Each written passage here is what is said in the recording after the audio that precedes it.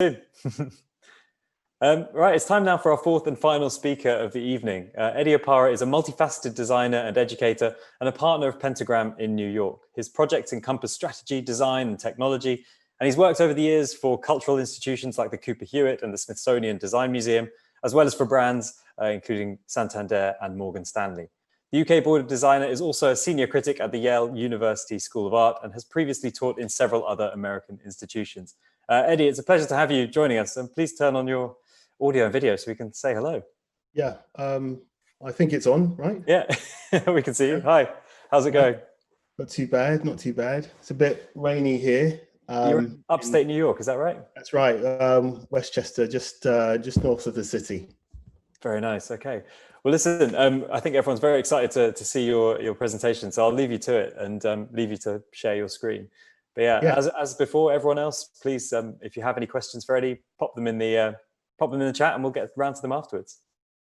All right. Great, that looks wonderful. Hi, everybody.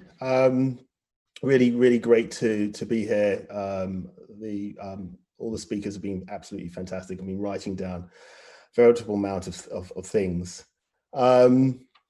So I wanted to sort of start off this presentation in regards to understanding, where I come from, what I do, and sort of in principle, pretty multifaceted, as Matt has basically stated.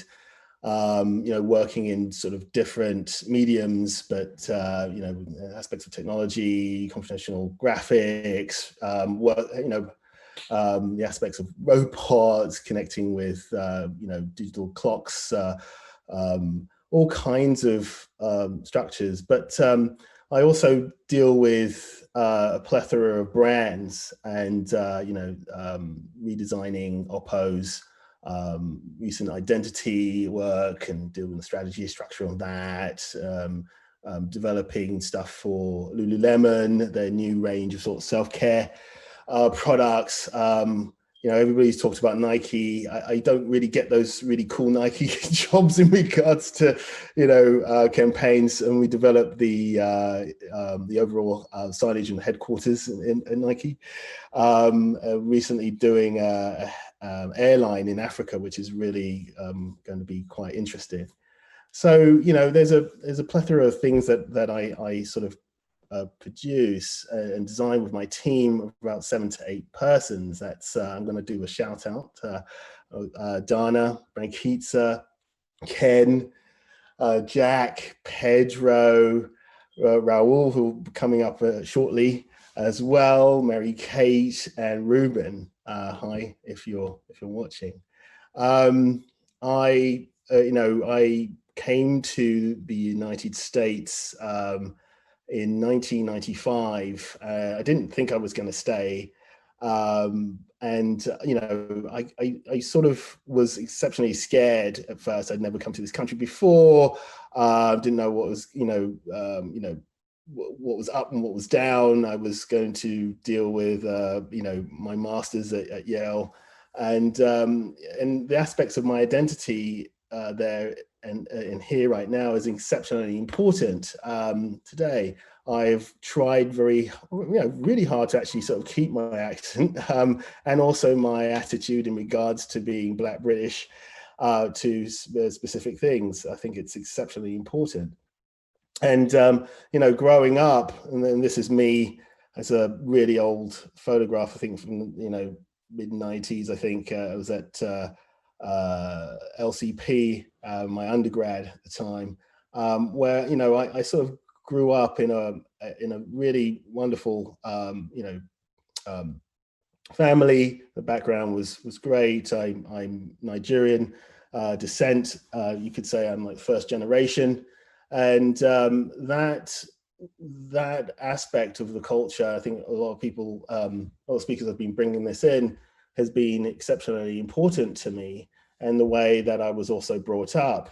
And I'm sort of going back in time actually in this particular presentation, where I was born into a country at pretty much sort of tearing itself apart, and we get aspects of understanding what identity is, without understanding the importance of migrants in Britain and the importance of diversity. And there was a lot of sort of backlash from that, especially in the heyday of the National Front in the early 70s and all the way through the decade. And I sort of grew up with that sort of flurrying into the 80s there, and it wasn't great. It wasn't great at all. It was really quite terrible. You'd ask questions about why, people were saying, you wog, and other derogatory terms on the street to family, to friends. My sister actually sort of saved me from a fight in a station when I was a kid. Somebody tried to beat me up. You don't know why that was actually, what the reaction was. Basically, when you're a child, it's because you are Black and you're seen as a threat. And things, I don't know if really things have really changed. If you really think about what's been occurring right now, it's just boiling back up. But the sense of change is a lot stronger.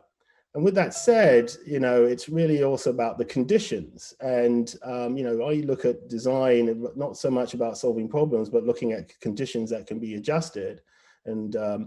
And so Milton Glaser, who just recently passed, said these words, which really, really poignant. Design is the process of going from an existing condition to a preferred one. I don't fully believe that it's all about the aspects of solving problems. Because if you solve the problem, why the hell does it come back each and every time? So in a sense, that is a question in itself. So I wanted to get on to the one project that I wanted to focus on today, and it's about these amazing women that are part of the US women's soccer team. And they're my clients. They're Tobin Heath, Megan Klingenberg, Kristen Press, and Megan Rapinoe. And they came to me in regards to a new way of thinking and creation, and the idea of reimagining what was actually possible. And I just want to look at the aspects of the backstory for them. One of the things that they've been, fighting for an exceptionally long time is the idea of equal pay. But it's not only that. It's not only the aspects of equality here. It's also the aspects of equity and being egalitarian in itself. And I feel as though that is an exceptionally important factor. And they had this idea, this concept of setting up a company called Reincorporated that would allow you to embrace the idea of being an individual, have a sense of self-expression, have a sense of being different, but from a gender neutral and non-binary sort of standpoint. But you also have to look at it from the aspects of diversity as well. And one of the things about Megan Rapinoe is that she's exceptionally outspoken, and rightly so, within the conditions that she's actually had to, and her teammates and other females have had to deal with within sports and actually in business. And here she is kneeling in regards to the aspects of Black Lives Matter, but also for Colin Kaepernick, the former NFL and civil rights activist. And she really portrays a different way of life, and also being gay herself. And so one of the things that we did for Ree was, and we worked pretty much, the team worked pretty much at night on these particular jobs, basically because of the difference in time for Tobin and Megan and Kristen to practice. And so it was a lot of fun, sort of developing new ways of thinking in regards to what actually Ree is. At first, we were thinking about how to establish a sort of diverse set of re's, so each and every time it actually sort of is interchangeable, that it's never one system, but it has many sort of purposes. But we actually landed on this particular design, and in a sense, it's all about the idea of what we call the reverse E, the master element. And one of the things that it sort of identifies is this distinction in regards to being a visual sort of antithesis of the norm, and that's what they are. They want to be the antithesis of the norm, changing the ideas of the status quo, and how to actually sort of achieve that. And Re is really much not only a fashion brand, but it's also about sort of health and wellness, and also connecting to aspects of technology. So they're going to be bringing out different things with different partners over the course of time, and they've just sort of started. And so this backward E was really important, basically also because E is the most common glyph within the the Latin alphabet, and anytime you sort of type out anything, E is pretty much going to be in either the majority of the sentence or passage that you're actually sort of relaying, and that was really very, very strong. It really sort of relays the whole idea that this particular mark is exceedingly ubiquitous. And that's a really strong thing when coming to brand identity. And so how do we sort of play off this? Well, how do we sort of keep the idea of the E consistent? And, here comes back one of my designers, Raoul Gottschling, who also is working on this, continually working on this project with Re, and Raoul had a pre-existing typeface he had actually developed called Lenord. And so what we did is plugged in the sort of backward E into place. And there is a backward E, if anybody knows type, there is a backward E system that is exceptionally interesting to find in a whole glyph library that you can actually utilize and sort of type out at any time, which is really fantastic, a majority of typefaces. And so what basically happens here is, as you can see, the backward E starts to sort of take over, and you start to see in a simple phrase or sentence this ubiquitous element that really changes the idea of you seeing specific things. So "we are anything but regular" is a very poignant sort of statement to actually have, and also having that E to sort of reinforce it. The same with "we start with the art of the possible," and those particular factors. But we also don't rest all our laurels on the idea that the backward E is going to be everything for Re.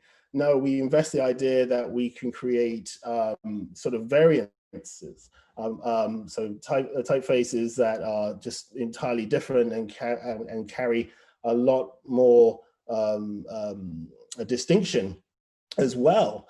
And so the whole idea is the prefix holds a variety of words that Jess Tillier of SY Partners, who dealt with the strategy work on this and is also a continual partner with Re, but came up with the idea of restarting, resist, redefine, renew, revolt, reimagine.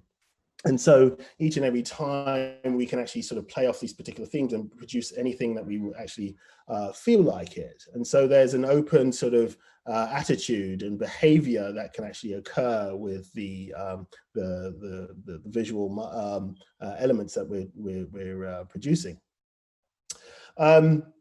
This is the package that a lot of the streetwears actually comes in.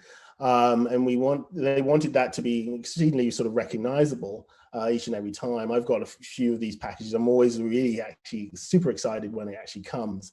And so it's not this sort of standard gray box or just plastic bag that things are contained in. We wanted to have it just a little bit more expressive, and also express the attitude of the type that this is anything but regular again.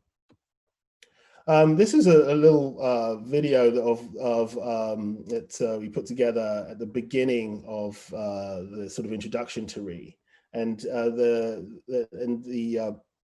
women, Christine, Megan and Tobin, are basically talking about the aspects of reimagining the overarching status quo and having a lot of fun about that. When it was launched, a really interesting thing actually happened. People actually started typing out the backward E's. So that sense of being reactive was actually fantastic. I don't know, again, we don't know any sort of brand identity that's really done that in this particular way, that people can actually sort of play with this. And this was all by accident, and it's lovely to actually see that that has occurred and is constantly occurring.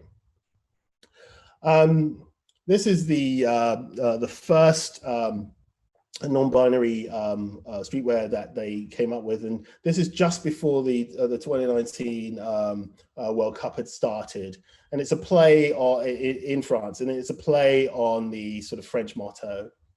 And the whole element of that being liberté, égalité, fraternité, but having sort of a little play on that element of défense, and the sense of like you defend, you protect yourself, the sense of being an individual, and it worked really well. It sold exceptionally quickly. Then they've gone into so many other things. This is examples of the hoodie. This is not the outside of the hoodie, it's actually inside of the hoodie, that you're sort of, you're crowned by their statements, and that statement is sort of laid upon your head, so you will never actually sort of forget it. And that sort of attitude and that sort of thinking is really, really, really fantastic. This summer, we produced for them a sort of summer collection called the Popsicle Collection, and it sort of is based upon past years when you're a kid and you're really hot summer, and your mom and dad give you popsicles, and the different shapes that they actually sort of had, and sort of reminds you, that sort of reminiscing of the elements of summer. And so to a certain degree, very fun and interesting themes can actually also start to marry themselves to this particular initiative, and how the forms of these popsicle heads can be utilized in pattern structures, and then used for all types of different products. And so, here we sort of started to create, on the right hand side, different types of t-shirts, different levels of t-shirts, but then you also had this enormous towel, sort of a quick dry towel that they sort of produced. It's great for just like, picnics, or just laying, or just wrapping yourself up, and also a skateboard as well. Again, when they were produced, they was just sold out, I think, within a day. This is actually Tobin, I think, putting her skateboard together.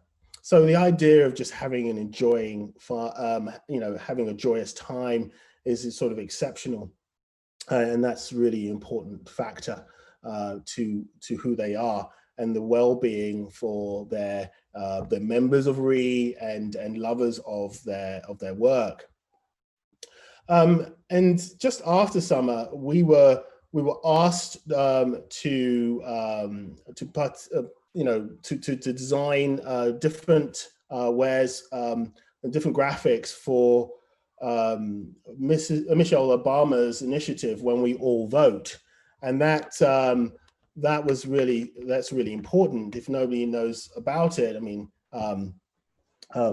WWAV is really about registering to vote, pledging that you're going to vote, checking your status that you can vote, because that's really important, and requesting a ballot. Right now, there's a lot of a large push in regards to the aspects of voting, based on the challenges because of COVID, and also what has happened with the Republicans sort of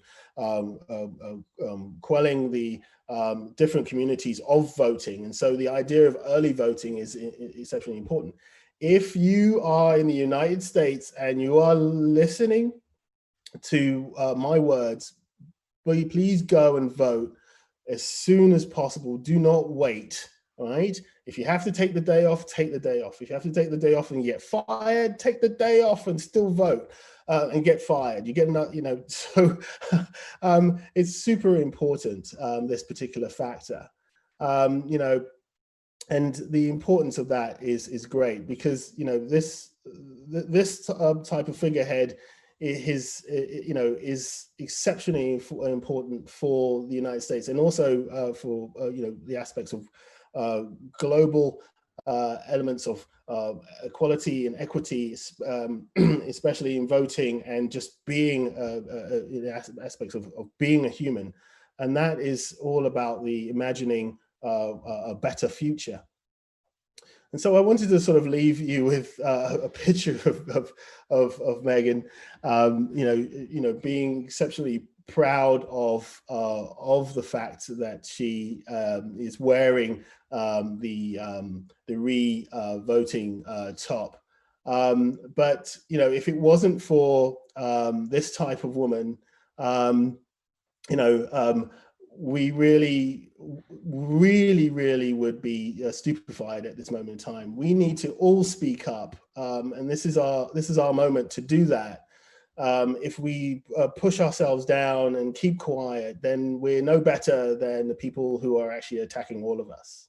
So I just wanted to end on that. I don't know if that was too long or too short. No, that's perfect. Thank you, Eddie. Thanks so much, and thanks for that message at the end. Yeah, I completely agree. I mean, sitting in Britain, not sure how much I can influence things, but no, you're absolutely right. You can actually stop sharing. I've got just one question for you to finish things up. I guess I'm really curious about this, this branding project. You've obviously worked with much bigger brands, some bigger corporate brands as well. How different was it working with a smaller team? Was it a bit more agile and less kind of people, I guess, getting stuck in and changing things? Yes, to a certain degree, yes, it is. But the way that we work at Pentagram is actually quite interesting, where we always try to, because we work in very small teams, even though we're considered exceptionally large as a company, we don't like to get into the sort of messes of account managers and senior account managers and all this. So we'd like to sort of cut through that and get to the immediate person, whether it's a CEO or founder. And we've done that for 48 years, and I think that's really exceptionally important, because they're the people that are going to make the decisions, the executives. So we like to just go for the jugular in that particular regard. But with this,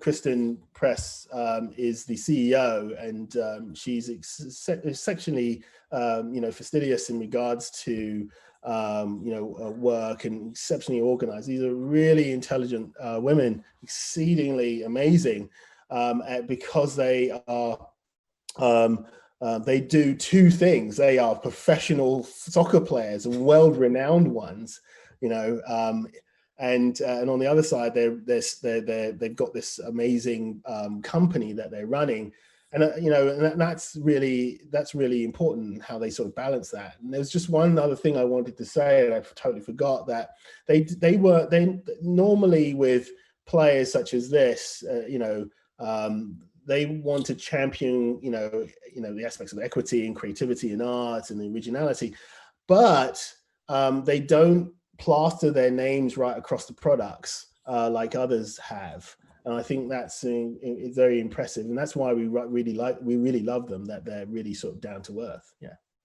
One final question has just come through, sorry, from Olivia. Are there any particular routines you go through to generate your ideas or kind of kickstart? Yeah, I guess she's thinking of like brainstorming sessions or that kind of thing. Yeah, there's different methods.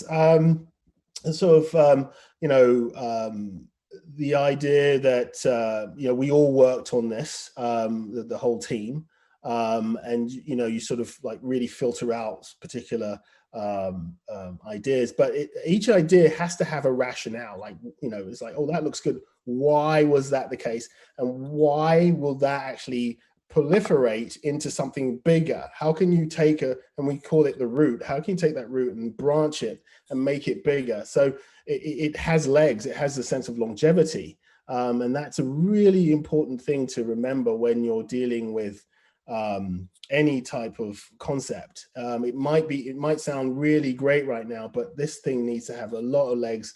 And so you have to start thinking about the future, the different types of scenarios that it's going to go through, run it through the ringer, and it will, if it comes out the end really well, that's fantastic. But it also needs to be distinct at the same time. So it needs to keep certain elements. It needs to be distinct. It needs to be different. If you think about it, it needs to be exceptionally clever at it. And so that's an important factor. Yeah.